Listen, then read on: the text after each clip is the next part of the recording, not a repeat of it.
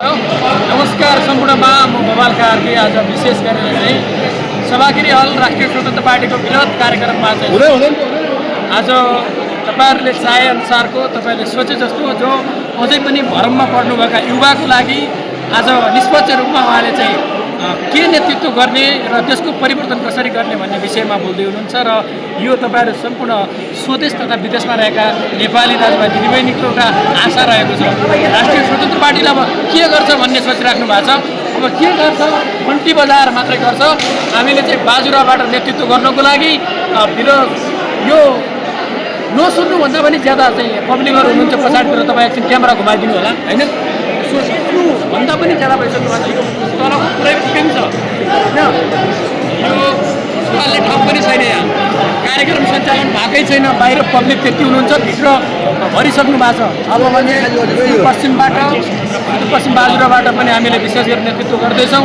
राष्ट्रसभाबाट सुदूरपश्चिमको हरेक ठाउँबाट हामीले बाजुरालाई चाहिँ जगेर्ना गर्ने आशाको साथमा चाहिँ राष्ट्रिय स्वतन्त्र पार्टीमा सबैले आबद्ध हुनको लागि आह्वान गर्दै स्वीकार्नुमा चाहिँ घट्छ।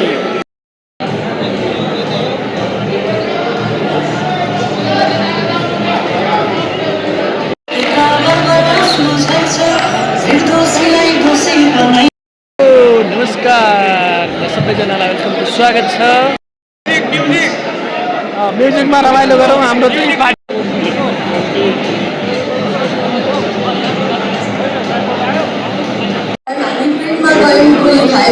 उहाँ भ्रष्टाचार विरुद्ध लड्दा लड्दै त्यत्रो वर्ष जेलमै बस्नुभयो अनि अहिले जब जेलबाट निस्किनु भयो अहिले पनि उहाँले यति धेरै ठुलो त्याग गर्नुभएको छ। अहिले चाहिँ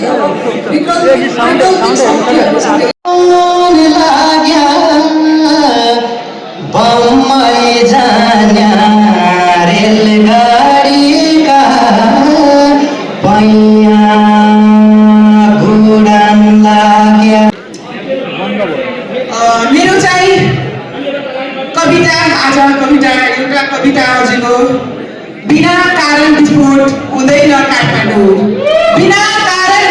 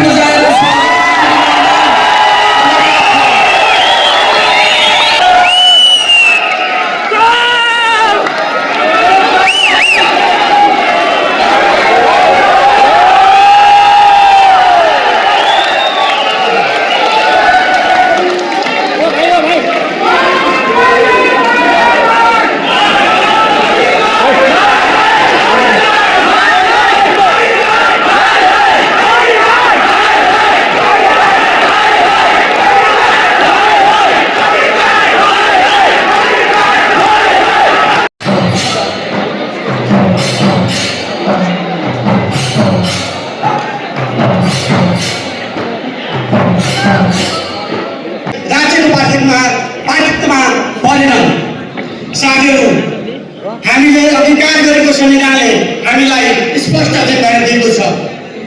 जनताको यथार्थ समस्या सम्बन्धित निकायसम्म पुर्याउने र सम्बोधन गराउने। त्यसैले राष्ट्रिय स्वतन्त्र पार्टीले स्थापना गरेको नयाँ राजनीतिक संस्कार हामी आउँछ सबैलाई थाहा छ। यो जमानामा आज आर्थिक युगमा आज चाहिँ के भन्छन् प्रत्येक